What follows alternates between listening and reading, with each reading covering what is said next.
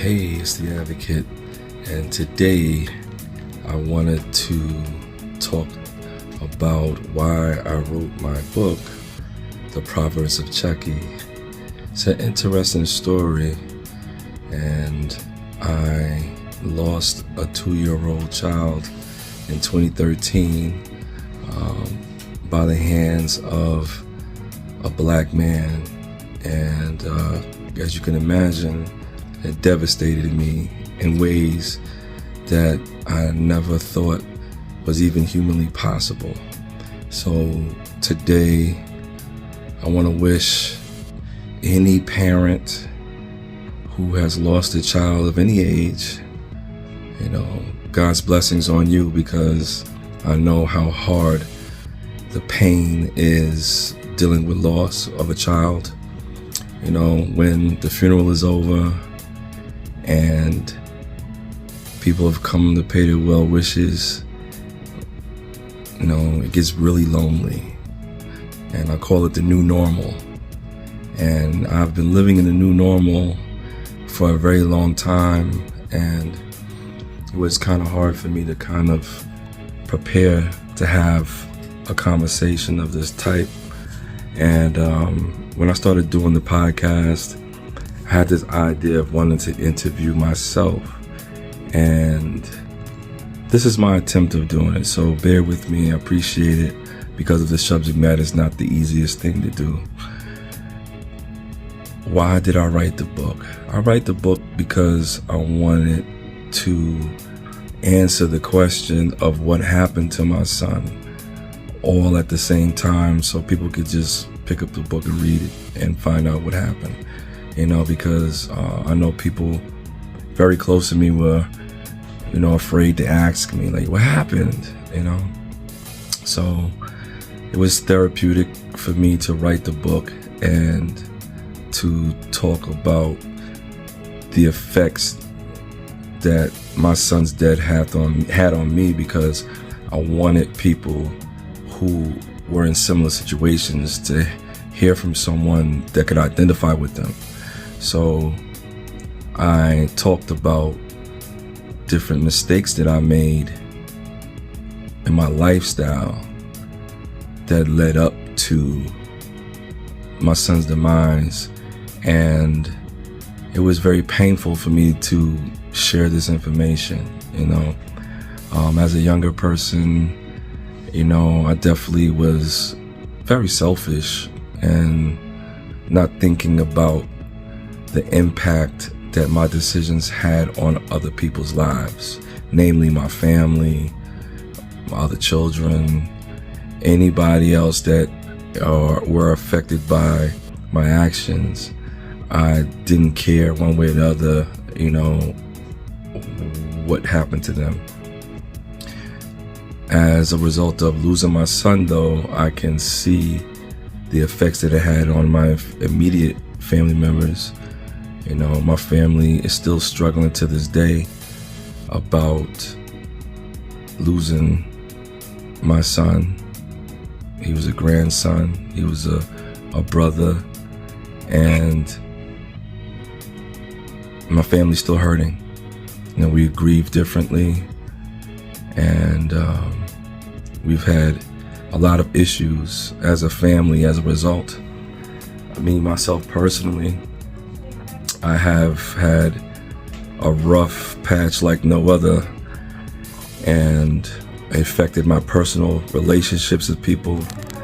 And when you make certain type of mistakes, no one cares why you make a mistake. They just want to hold you accountable and say, hey, you know what, there's no excuse for what you have done. So I'm not going to make any excuses here. I take full accountability for everything that has happened to me, because when my head hits the pillow, I'm responsible for what happens to me. And I realize that if I love people, family or not family, that love shouldn't hurt, And what I realized is that hurt people hurt people. And I know I was hurt. I was in deep, dark pain. And as a result, I lost the care for life. Like, I gave up in a lot of ways. Can you imagine praying every single day for your children's safety, and you have a child die like in the most horrible fashion possible? That was devastating for me, because it made me feel like, why am I praying? Like, this is just like empty words. I kind of lost my way spiritually. I don't pray the same way I used to pray. And I understand and accept that my child was given to me, as a loan. And he's not mine, even though he is mine. And when it was his time to go, it was just simply his time to go. And it has taken me a long time to accept that, because I love kids, and I can't imagine how someone could harm a child. And I can't understand and imagine how this tragedy happened to me. So I'm in the comfort of my office and work. I couldn't think of anywhere I really wanted to go to do a better setting. But I'm not into fluff. I'm not into making things look better perceptually wise to make people think better of me. I'm raw. I'm giving it to you straight. This is me. And if you don't like me, it's okay. I like me. And I've learned to love myself more now based on the fact that I realized that I self-sabotaged myself by the words I was using. So they had nothing to do with anyone else. It was more about what I was saying to myself. And I did go for therapy. I went for grief counseling multiple times, and it didn't work for me. It wasn't until I went to a different type of counseling that something resonated with me. And it was a seed that was sown in my mind, and it grew and it blossomed, and I realized that I can be happy and grieve and celebrate my son in a more positive manner, where I didn't have to destroy myself in the process, because I felt like I had a shotgun blast in my chest. So today, many people may or may not know that, during the time period when the incident happened with my son, during these time periods of January, end of January, February, my son passed away March 10th. I was in the hospital dealing with the circumstances, and being that it's a constant reminder, these time periods have been absolutely excruciating to deal with. And because I'm a big black man, 6'3", 250 pounds, I appear to be this strong man, and people don't care about what's bothering me, not really. People don't even know that I'm even suffering with the things that I'm suffering with, to even, show some concern. So I can give people the benefit of the doubt, because they're not aware, and maybe if they were aware, they would reach out, or they would, be more concerned. But that's just simply not the case outside of my family, But why am I sharing this? I'm sharing this for a reason. I remember when I shared with a group of people that I lost my son, and this is how I was feeling, and can you please pray for me, whatever the case may be. I'll never forget this. There was a young lady who, her son had just died that morning, and you would have never guessed that she had lost her child. And I'm sitting in there looking at her like, how are you here right now? Like, what's going on? And if I didn't share, she wouldn't have shared. And I think that bottling up these emotions is unhealthy, and it would put you one closer to the grave, because stress is still the #1 killer in the world. And we as human beings need to manage our stress in a more healthier fashion. So my intentions are pure. I would like to help, and I would like to share so someone else can benefit from my story.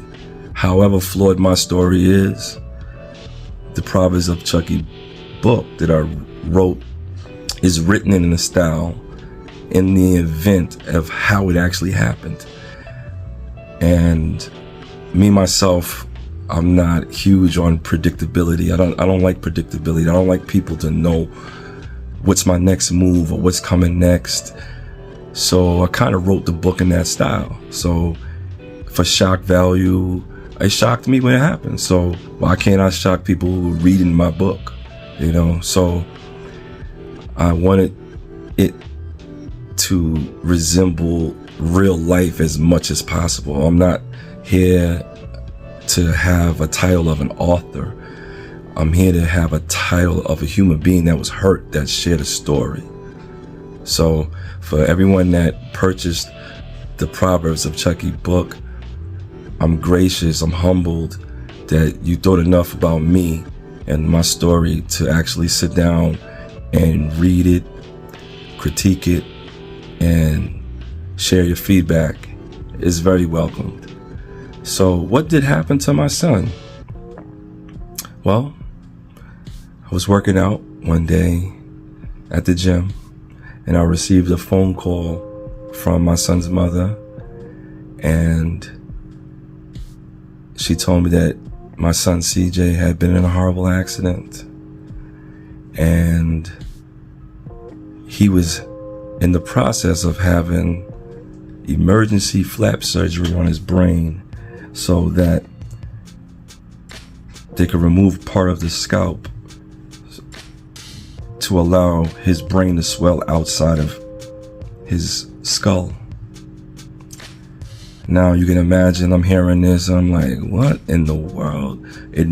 I was lost. And I said, okay, what happened? I was told that CJ fell off a bunk bed and fell and hit his head. And I was upset and angry because there's some history behind that bunk bed, and I had made my 2 cents, so to speak, about the bunk bed not even being arranged and put up and placed in the room because I knew that he wasn't of age. And parents are supposed to protect our children to the best of our ability. And I think sometimes, as human beings, like, we get apartments, houses, and we feel lesser than if we don't have it fully furnished, or whatever the case may be, but I don't think that it's more important than a child's life. That's my personal opinion. Now, as I get off the phone, I am driving home, and I panicked. As a parent, we all get this gut feeling about our children that God gives us, and we know when our child is in some severe danger or not. And I knew for a fact that this was a horrible situation. So I couldn't see. I was crying, tears flying, and there was a police car that was attending an accident that was adjacent to me and my driving path. and I lost control of my body. I couldn't function, and I was headed straight for the cop car and almost crashed into them. And at the last minute, I was able to swerve and remain on course home. And it had to be God steering. I never even told anyone the story. Had to be God steering the car, because I know for a fact that I was having a panic attack in the car while I was driving, and I couldn't breathe. Tears was flowing. I couldn't see. So when I came to is when I wiped my eyes. I could see. I was like, oh, and I swerved back, and I was able to avoid getting into an accident. I make it home, and I sat outside the house for about 15 to 20 minutes, and I was trying to collect myself, because now I realized I had the task of speaking to my family. My oldest daughter, Naya, and my mom were in the kitchen, and I was praying, Lord, please help them to be somewhere else so I could just go inside and avoid them. That was not the case. I walk inside and I see my daughter, and I collapsed on her. Boom. CJ's been in a horrible accident. I'm crying, and I couldn't get the words out of what happened. And what's wrong? What happened? What happened? What happened? What happened? What happened? After a while, I finally get it out. And my mom was like, you gotta go down there. You gotta go, you gotta go, you gotta go. So I book a flight to Atlanta, and my boy D Brown picks me up from the airport and drops me off to the hospital, Children's Hospital in Atlanta.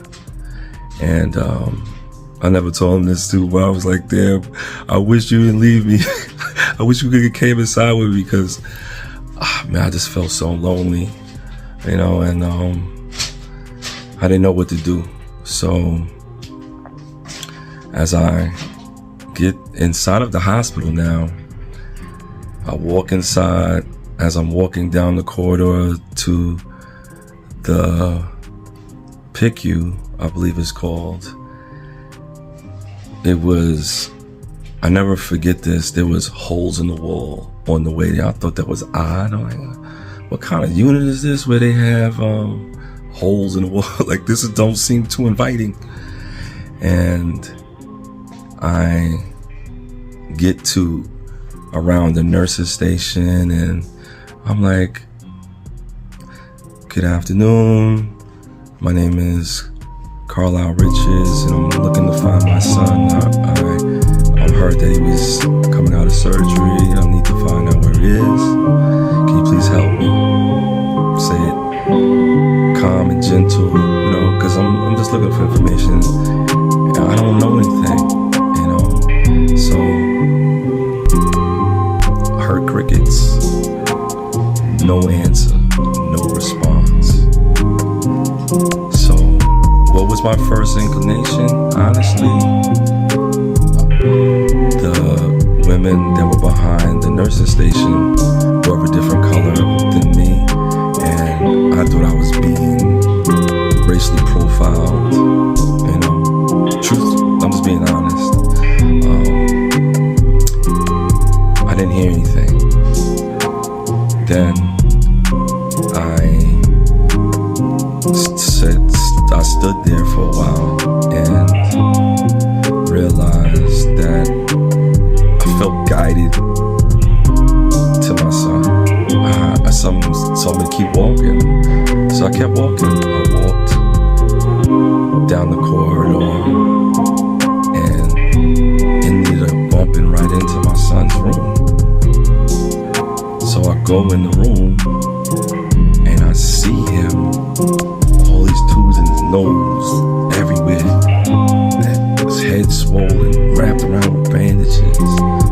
And I was devastated. Nonetheless, I couldn't breathe. I was like, oh my God, I was in there screaming. And how could this happen to my son? And I was in there for about 2 hours by myself. And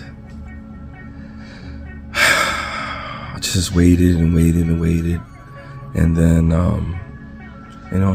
it was just odd. It was just odd behavior all around. No one spoke to me when I came in. And no one showed up. No one was there. So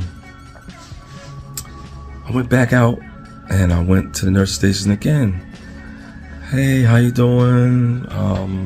My son is in this room with all these tubes and someone needs to bring me up to speed. I'm trying to keep it together, right? And it's one thing that the nurses later told me, I'll give you, this now, is that, they were scared to death. That's why they didn't speak to me. So they weren't racially profiling me. They were scared of how I was going to respond because they knew what happened to my son. I just didn't know. So they expected me to come in that hospital wilding out, which would explain the holes in the walls. Because I'm pretty sure the parents have experienced their pain and expressed their pain in that way. But I didn't. I conducted myself with class and decency because I'm the type of person that I don't operate off emotion. I operate off of facts, and I didn't have any. So until I had the facts, I wasn't going to show certain sides of me. I'm not going to get upset and angry unless I have a reason to be angry. And I was in the middle of fact finding in my head. So I didn't hear one word from them when I went back the second time. And I knew I was being ignored. I didn't know why. And I took a deep breath. I walked away. I went back into my son's room. I was in my son's room another 2 hours. And I realized that if I didn't turn up, I may never find out what happened to this boy. So as I was getting ready to be a little bit more demonstrative about my actions, out the corner of my eye, I see my son's mother walk by with another hospital staff member into another room. And then they go in the room and shut the door. And then the lady comes back out the room, the staff member, and she makes a beeline right to me. Mr. Richards, yes, hi, my name is such and such. I'm the hospital social worker, and we're going to be with you in one moment. Just give me 1 second. Okay, cool. I go back in the room. I wait another hour and a half. And then I apologize, but I lost it. I'm like, this is ridiculous. This is my son. I'm this child's parent, and there's no reason for me to be here almost 5 hours, and no one has spoken to me at all. So then the hospital social worker comes back to me. Mr. Richards, we want you to come in this room and have a meeting. So I go into the room. I ask who I'm in the meeting with. I'm in the meeting with ACS workers, social workers. There was a police presence there and my son's mother. So I'm in the room and I'm waiting to hear anything. Then out of nowhere, my son's mother collapses and grabs my leg. Carlisle, I'm sorry I lied to you. And at this point, honestly, I'm seeing red. I've never been so angry in my whole entire life. I never had a reason to be that angry. She said she lied to me. So in my mind, I'm like, well, if she lied to me already, what reason do I need to believe anything else that she says to me? She said she had someone else watching my son. It was her new love interest, her new boyfriend, a younger guy. I don't think he was even 24 at that point. And, I had went to family court with my son and her in New York and lost the case. And part of the stipulation was to pay for daycare and child support and all these things, which I had no problem doing. She was pocketing the money and having this man watch my son to save her a few coins. And I understand that, it was a risk and it backfired on her. It's really unfortunate, because she needed more money. I wouldn't have not said no. I understand, that times get hard, and if my son needs something, I'm going to get it for him. I don't want no one else to give anything for my child. In any case,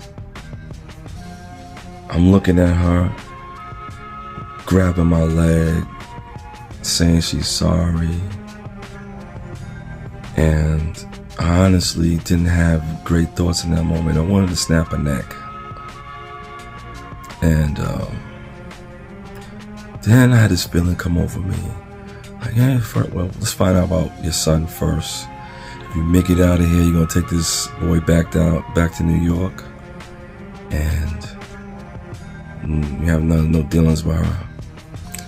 And then, in fact, the ACS worker came and spoke to me and said, Mr. Richards, if your son makes it out of this ordeal, you're going to take your son back home with you, because she would have lost her parental rights because of the nature of the accident. I said, okay. So the ACS worker basically saved both of our lives, because I would have snapped that girl's neck and I would have been in jail. And I wouldn't have been able to take my son anywhere. So that's why, I'm happy that I'm not the type of person to fly off the handle without facts. And I wouldn't have been around to see my daughter graduate high school, college, and be the beautiful woman she is today. My daughter is one of the best things that has ever happened to me, and she is one of my favorite people in the world. I love my oldest daughter, Naya, and she is a great big sister. She's always been, the best version of me. So I'm so thankful to have the children that I've had in my life. And when I left this meeting, myself and my son's mother, we returned back into my son's room. And while we were in the room, her phone rang. So apparently, the guy who was watching my son was at the hospital, and I had just missed him. The police arrested him before I got there. Wow, what a lucky person. So he was calling her from jail. Don't leave me in here, don't leave me in here. I heard the whole conversation. What are you telling him? What are you telling him? What are you telling him? Don't leave me in here. Don't leave me in here. She said, okay. And she got off the phone. I looked her dead in the eyeballs and said, you know, I don't believe that he fell off the bunk bed and this happened to him. I have observed my son jump from 2-story steps, fall on his head, neck, whatever, dust himself off and keep it pushing. Boom. My son was a boy, you know, did what boys do. He was rough and tough. He had scrapes all over his legs all the time. Scrape of his legs. He loved being outdoors. He fell 1,000 times a day. There's no way that my son fell off the bunk bed and had that type of injury to his skull. And the story's worse than that, because the young man who was watching my son, according to the police, when he had this injury, he was lying unconscious on the floor, and the guy thought he was sleeping. And he picked my son back up and put him in the bed like he was taking a nap. And then he proceeded to go back in the bed and take a nap. He never called 911. The mother never called 911. Apparently she was at work. And if you're familiar with Atlanta, she worked in Alpharetta and she lived in Marietta. And if you know the distance between the two, I don't even have to say anymore. What I was told is that he called her after he woke up. It was in the afternoon, and went and checked on my son. My son didn't wake up. He calls her, "You need to get here right now. Something happened to CJ." She says she flies home, sees her. He brings her outside the apartment, hands her off to her. She gets in the back seat, and he drives to an area hospital. They get to the hospital, and that hospital is not equipped to handle the type of injury that my son has. So they airlift him from that hospital and take him to the children's hospital, where they have the capability to have the head surgery.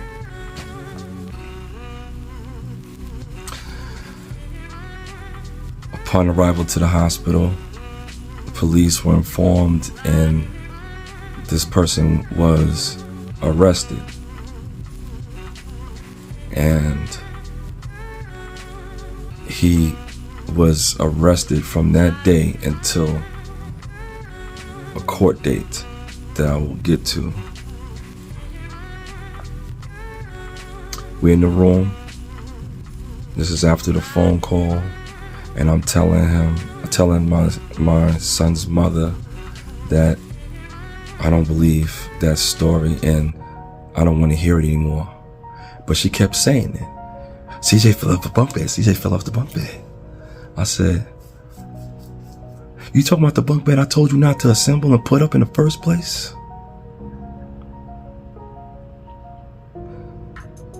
He didn't fall off that bunk bed.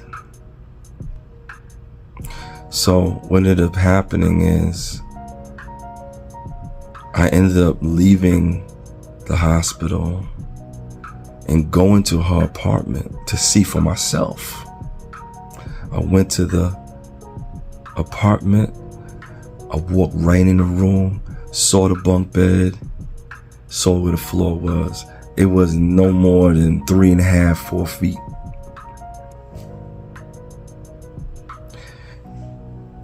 Him falling head first wouldn't have caused that impact.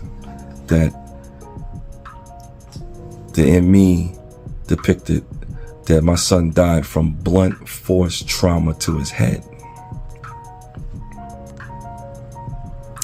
the gentleman was the last person with my son in the room. So he was charged with my son's death. I'm not going to get into like what I think happened. I'm going to just say what I was told was happening and happened. So I told my son's mother, this happened on your watch. That's all I said to her. She got mad and left. She comes back and tells me her family, she had her brother and sisters there. She had like 4 or 5 people there, and I was there by myself. She comes back in the room and says, "Oh, my family wanted to beat you up because you said this happened on my watch." I was like, okay. Let them come in the room then. I'm gonna be the only one to walk out of it.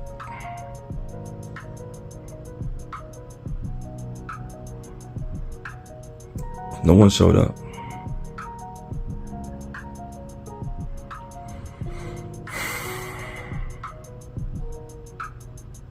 So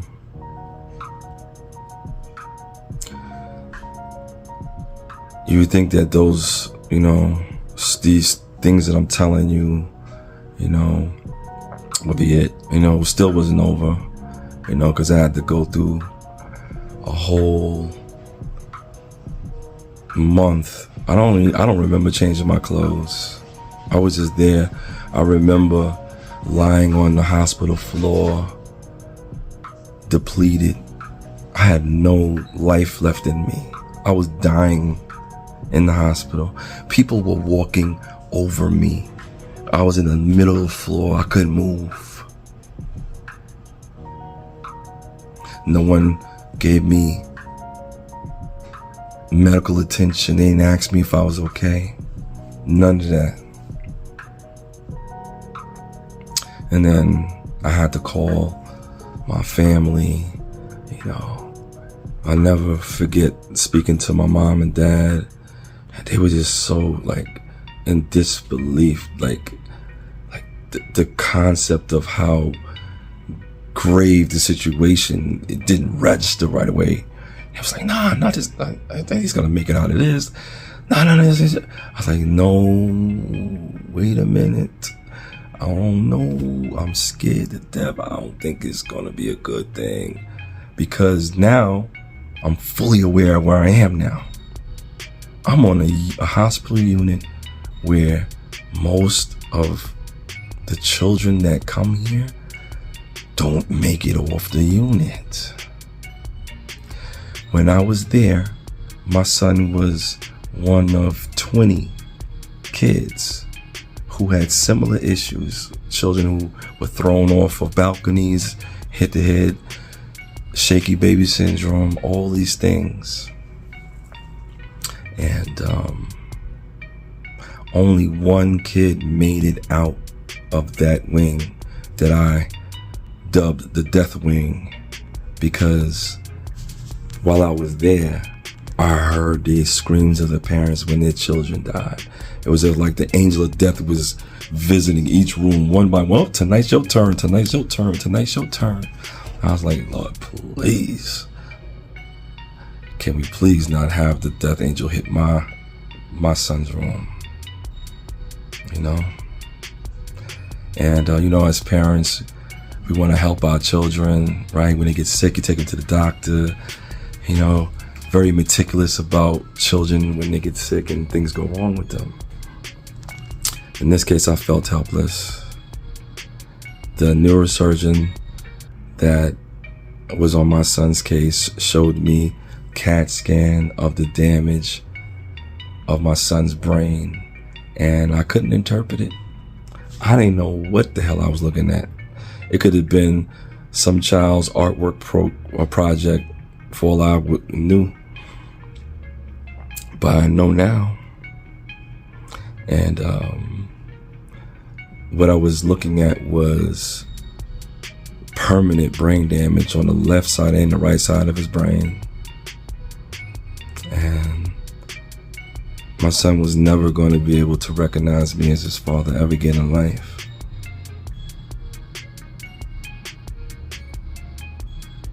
What a turn of events, you know? So my son didn't make it. You know, we took him off the ventilator and he passed on his own. And, you know, at the funeral, after the funeral, it was the last time I spoke to my son's mother. I've never seen her or heard from her again, you know? And, I was just left to pick up the pieces. Me, my parents, and my daughter, Naya. We've been picking up the pieces ever since and doing the best we can and not doing a very good job of it.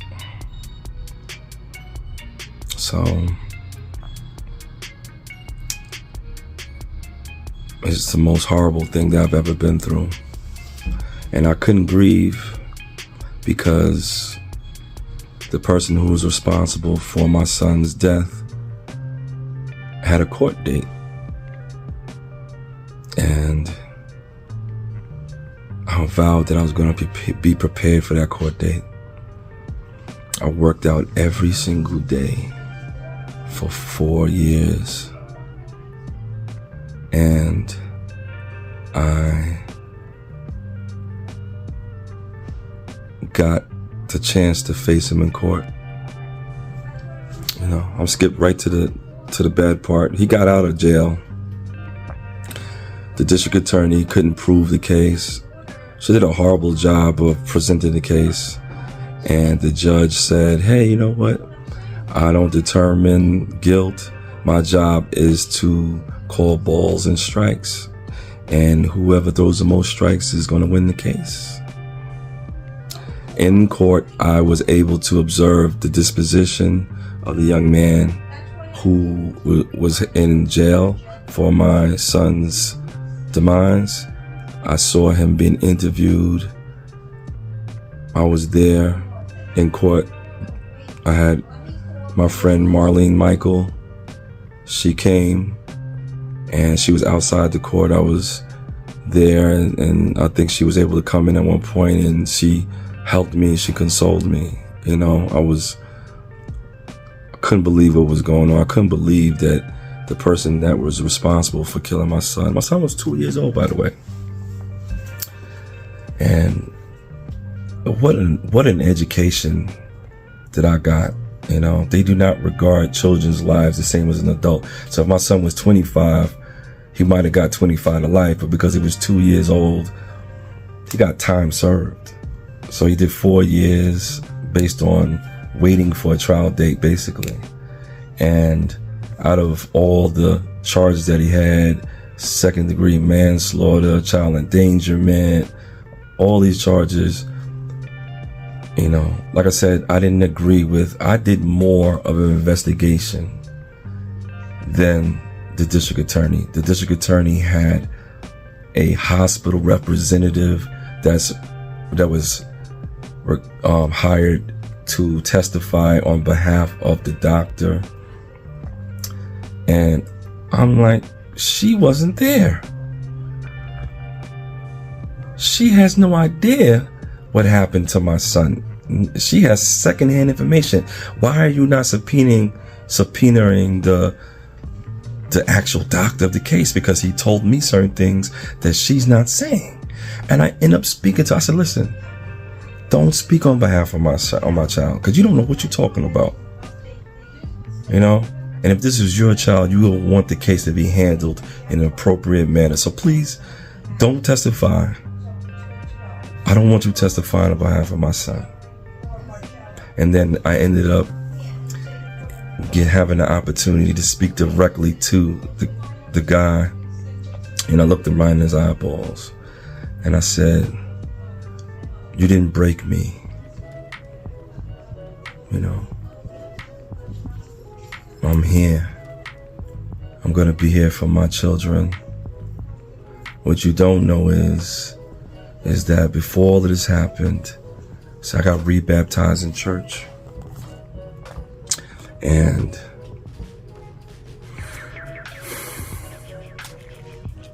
I remember my dad said, now you're really going to be tested. I had everybody in there. And now at this point, there's 100 officers in the courtroom. And, you know, when I first walked in there, they said, hey, who's this? There's no visitors in court. It's like, oh, this is the father of the deceased. All of a sudden, everybody looking at me. The mother didn't show up. I only showed up. It was just me. So I talked to him. I said, okay, you're going to get out. Congratulations. I'm okay. Can you just please tell me what happened, though? I don't care if you get out or not at this point. But why should I have to deal with the fact of losing my son and still not knowing the truth of what actually happened? So can you just tell me? I said, Judge, is it okay if he answers the question? He didn't say anything. But I said, get yourself together, because your life is a mess. And what you did was the worst thing that could ever happen to a parent. And now I have to deal with this for the rest of my life, and I can't take it back. So I'm gonna need you to make changes in your life to show that you are sorry for what happened to my son, since you want to cry over him. I could have handled it all different types of ways. And also people came and, you know, the court officers, thank you, Mr. Richards. Thank you, Mr. Richards. Thank you for not doing nothing. I looked at him and I said, listen, if I wanted to get to him, there's nothing that you could have done to stop me. I've been working out, you know? So I knew that if I wanted to get to him, I could, and there was no one that could stop me. These guys were little puny little men anyway, you know? And I would have mopped the floor in the courtroom with this guy, you know? But I wasn't on that type of time, and I'm on God's time, and I don't fight my battles for me. You know, God was fighting my battle, and I recognize it. I didn't want to, but I do. And I did recognize it then. And I didn't want to identify as some crazy black person and act out of character, because, you know, people don't think highly of black people already. So I wanted to conduct myself with class, and I wanted to conduct myself with dignity, because that's the kind of man that I am. I wanted them to see what kind of family that my son came from. My son is a Richards, and I come from the best family in the world. I'm thankful for my mom and my dad and my daughter, my immediate family members, my external family members, my friends, everyone, church family, everyone that prayed for my family, everyone that showed up. Thank you for the lawyers that assisted me in the cases. They showed up. I'm thankful. This was an eye-opening situation that could happen to anyone at any given time. So I would like for people to understand that the reason why I'm doing what I'm doing is because I'm driven. And I realize that I have a purpose in my life and that I need to carry it out. And also I want to save people from mistakes that I made. You know, I want people to understand that, you know, having children out of wedlock is not the way to go. You know, as a man, you know, younger men, you know, we want to have all these conquests and women and, you know, not even loving them, not even caring to be with them in real life, and it doesn't amount to anything. You know, people are aware of divorce rates in this country, you know, over 75%, and still ignoring red flags, still ignoring behavioral patterns.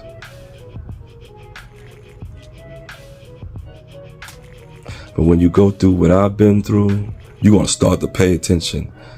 And I had to do a lot of self-reflection. So because the gentleman who killed my son didn't take responsibility, my son's mother didn't take no responsibility, the judge didn't take no responsibility, I'ma take it. It's my fault. You know, if I wasn't living the type of lifestyle that I was living up to that point, what happened to my son may not have happened.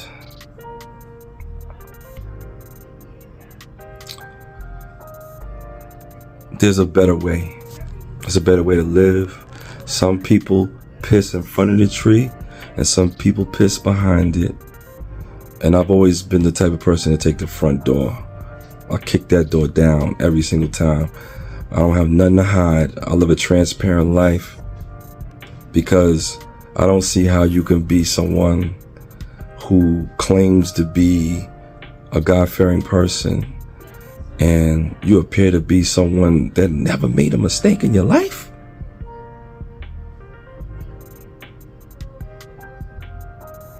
That's not accurate. So for young men who is coming up behind me, I paid the price already. I made all the mistakes. That's what I tell Naya, my daughter, all the time. Don't make the same mistakes I've made. My daughter's a beautiful woman. I tell her all the time, you have a target on your back. You don't think that these guys gonna want to be your friend. They're trying to knock you down. Don't be naive. Some men will wait 20 years just to get that one experience. Some men are successful right off the first shot. You know? And as adolescents, sometimes we can make decisions that we have no business making. So, my book is not perfect. It's not written maybe up to everyone's standards, or it's not a bestseller or whatever the case it is, but it's my book.